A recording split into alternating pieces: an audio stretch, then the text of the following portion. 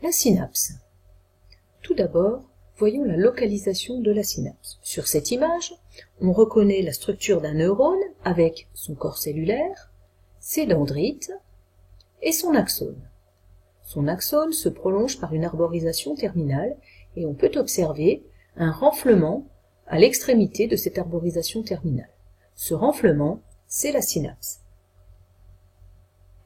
Il existe deux types de synapses en fonction de la cellule en contact avec ce renflement. Si la deuxième cellule est un neurone, on parle de cellule neuronique. Si la deuxième cellule est une cellule musculaire, on va parler de synapse neuromusculaire. Nous allons maintenant préciser la structure de la cellule. La structure de la synapse. Nous allons nous aider de cette vue en microscopie électronique et de cette représentation en 3 dimensions pour comprendre la structure de la synapse. La synapse est constituée de 3 parties. La première partie se trouve ici. On l'appelle l'élément présynaptique. On peut remarquer que l'élément présynaptique a bien la forme d'un renflement et qu'il est rempli de petites vésicules qui vont avoir un rôle très important dans le fonctionnement de la synapse. Ces petites vésicules sont remplies d'une molécule qui s'appelle un neurotransmetteur. Puis, en contact avec l'élément présynaptique, on voit une fente, un espace, c'est la fente synaptique. Cet espace représente une distance d'environ 20 nanomètres. Puis, le troisième élément, c'est l'élément postsynaptique. On remarque que cet élément postsynaptique est dépourvu de vésicules. L'espace, qui est ici, va jouer le rôle d'isolant électrique. Le signal électrique qui parcourt la membrane lors de l'arrivée du message nerveux ne peut pas franchir cet espace qui l'empêche de traverser, qui est comme un isolant pour ce signal électrique. Comment donc notre message nerveux qui arrive ici peut-il se propager à l'élément postsynaptique si cette fente synaptique constitue un isolant? C'est ce que nous allons voir sur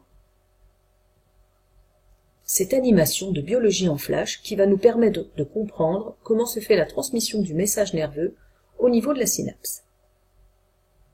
Ce schéma nous montre la synapse. On retrouve les 3 éléments de la synapse.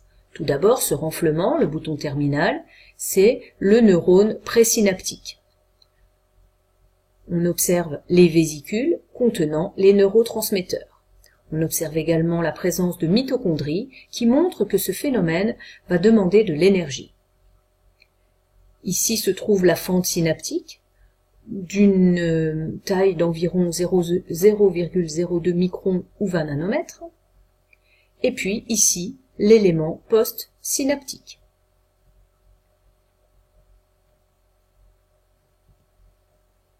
Le message nerveux qui arrive sous forme de potentiel d'action parcourt la membrane. Lors de son arrivée, il va provoquer l'ouverture de canaux à calcium et l'entrée des ions calcium dans la cellule. L'arrivée des ions calcium dans la cellule va provoquer la migration des vésicules vers la fente synaptique.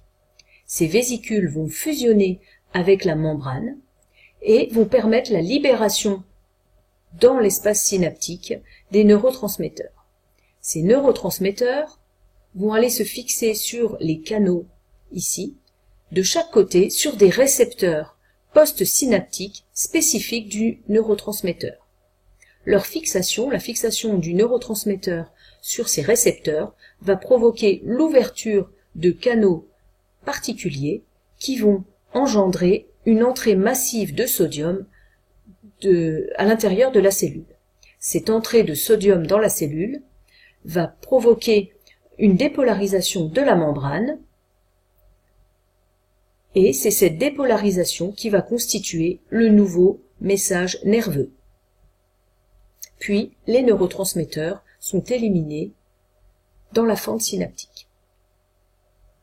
Nous avons donc vu que le message nerveux qui arrive ici sous forme de signal électrique se propage, se transmet dans la fente synaptique sous forme chimique grâce aux neurotransmetteurs. Ces neurotransmetteurs provoquent l'apparition d'un nouveau message nerveux, à nouveau sous forme de signal électrique dans l'élément postsynaptique.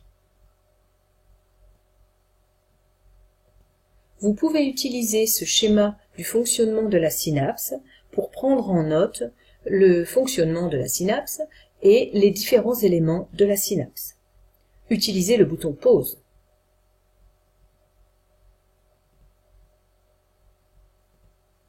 Voici pour la synapse.